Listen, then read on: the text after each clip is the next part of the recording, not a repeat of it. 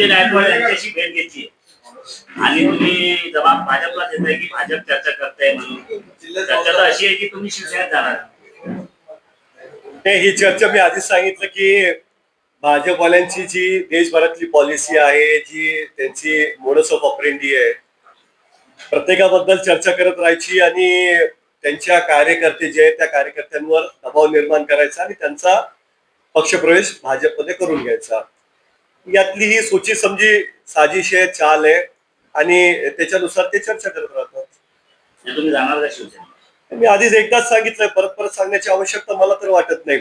जी कोणी महिला असते की तिला दाखवावं लागतं की मी पतिव्रता आहे, ती मोठं कुंकू लावते, ती मोठं मंगळसूत्र घालते.